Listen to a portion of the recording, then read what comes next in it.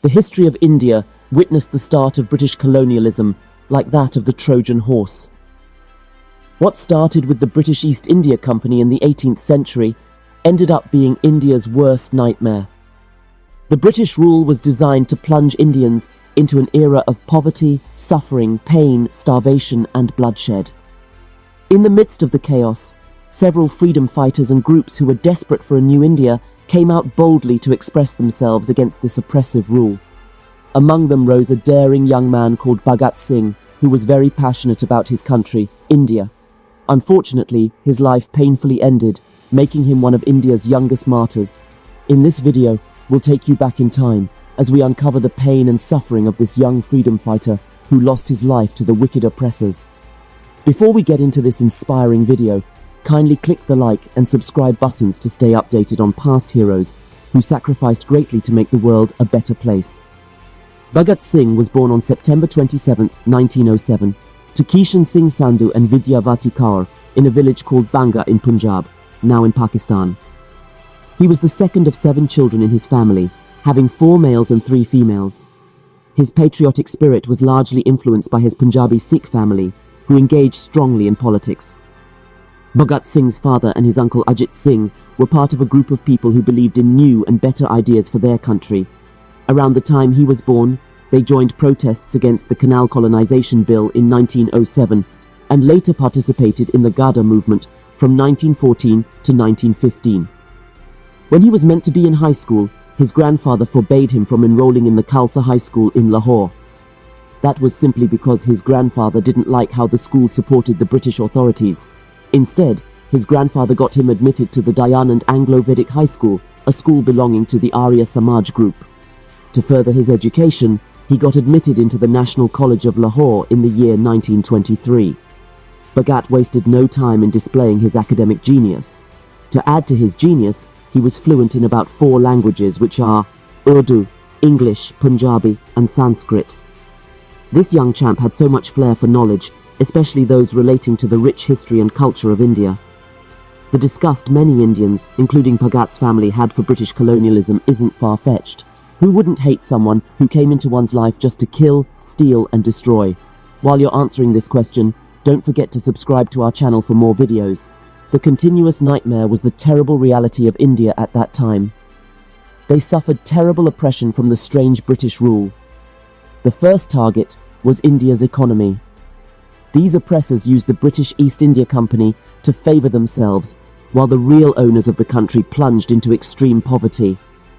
One of the most notorious effects of British colonial rule was the drain of wealth. The British extracted riches from India through taxes, duties and revenue, which were then funneled back to Britain. A country that once prided itself in the best of natural resources and wealth had its economic strength stolen right before its eyes. Their wicked policies favoured British manufactured goods over locally produced ones. They imposed heavy tariffs on Indian goods while flooding the Indian market with cheap British products. This led to the decline and destruction of India's indigenous industries, especially the textile industry. Millions lost their livelihoods as the skills they've thrived in all their lives became almost useless. Even the so-called infrastructures like railways were created mostly in favour of the British. It made it very easy for them to transport their loot to develop their own country. To worsen the damage done, the British introduced a currency system that favoured the British currency and made the Indian rupee less valuable. The suffering of India did not end there. British policies encouraged the cultivation of cash crops for export as they brought higher profits. This focus on crops like cotton and indigo meant that fertile lands that could have been used to grow food were dedicated to these cash crops. As a result, India became heavily dependent on imported food grains and suffered terrible periods of famine. The Great Famine of 1876 to 78, which claimed the lives of around 10 million people, and the Bengal Famine of 1943, which caused the death of an estimated 2 to 3 million people, are well-known examples. When English education was introduced, Indian culture faced the terrible risk of suppression. Priceless cultural artifacts and treasures were looted and taken to Britain, including the Koh-i-Noor diamond and various sculptures. This loss of cultural heritage is still a source of contention between India and the UK. The British rule suffocated the press just to prevent freedom of speech.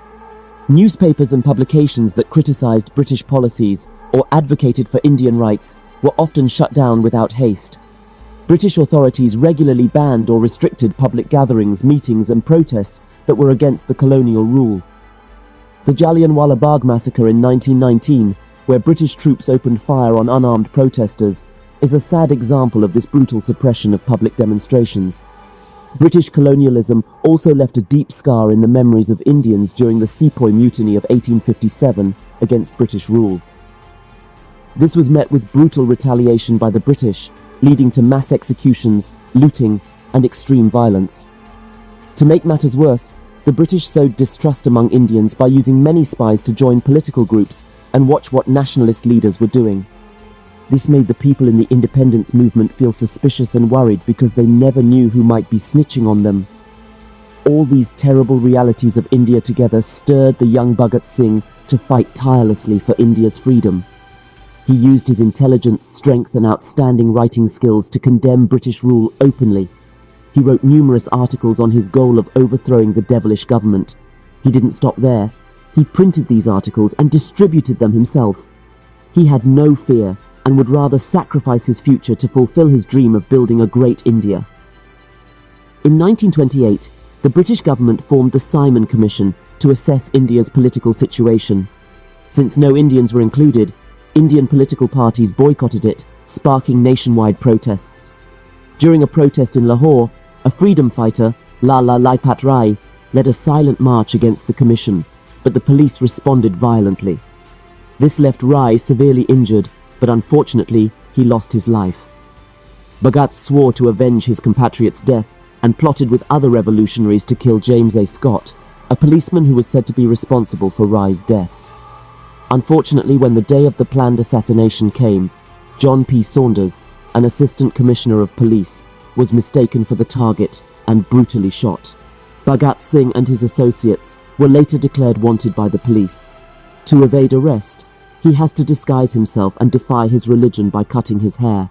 After managing to escape, his patriotic spirit led him to return to Lahore only a few days later. The oppressive laws that the British had imposed on Indians caused Bhagat to be deeply troubled. No one could express themselves freely. If they did, they would have to face serious punishment from the oppressors. Amid the turmoil, Bhagat came up with a plan which he shared with a fellow comrade, Batukeshwar Dutt. They agreed to explode non-lethal smoke bombs inside the Central Legislative Assembly, located in the Central Delhi district of the National Capital Territory of Delhi, during the session. The goal was to create chaos and draw attention to their demands. Again, we must commend the courage of these patriotic men. On April 8, 1929, during the assembly session, Bhagat Singh and Batukeshwar Dutt threw 2 non-lethal smoke bombs from the visitors' gallery onto the floor of the assembly.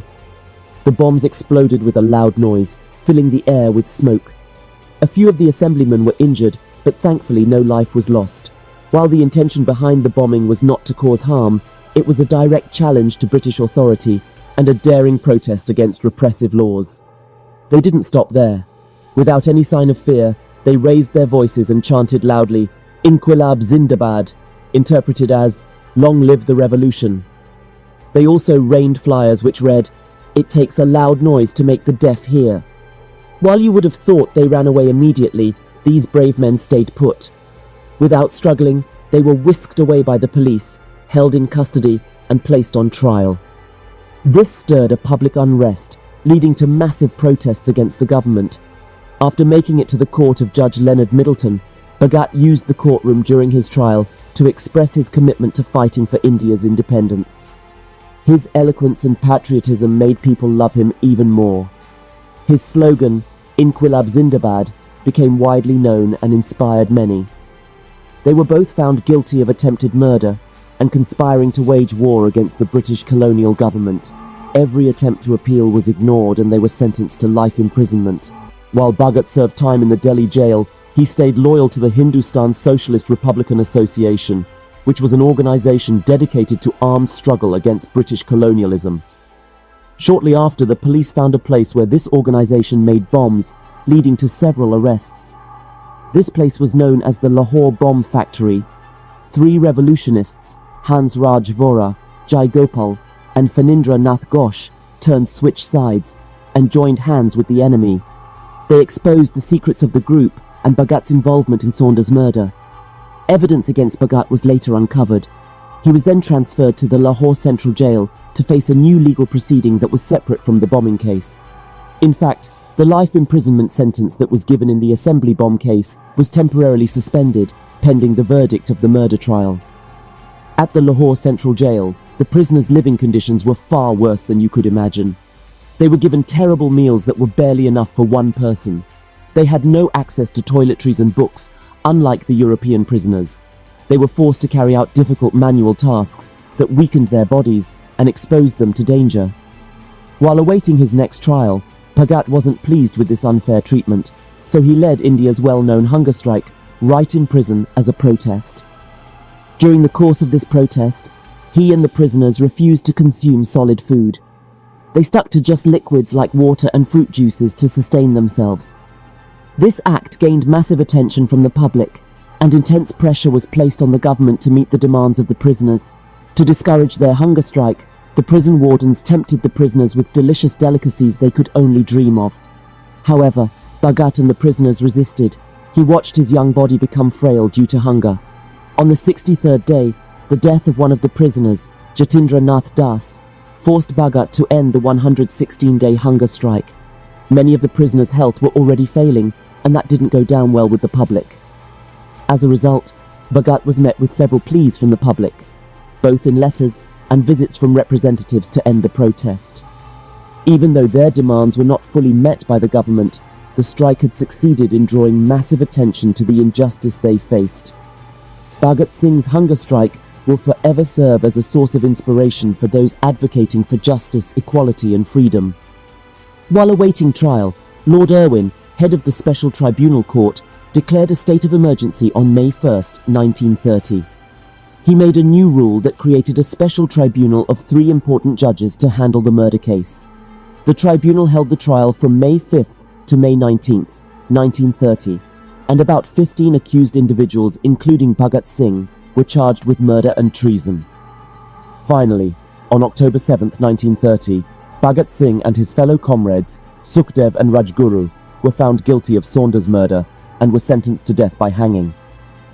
The remaining 12 were sentenced to life imprisonment with hard labour. At the young age of 23, the young freedom fighter was hanged on March 23, 1931, at 7:30 p.m. in Lahore jail with his comrades Rajguru and Sukhdev.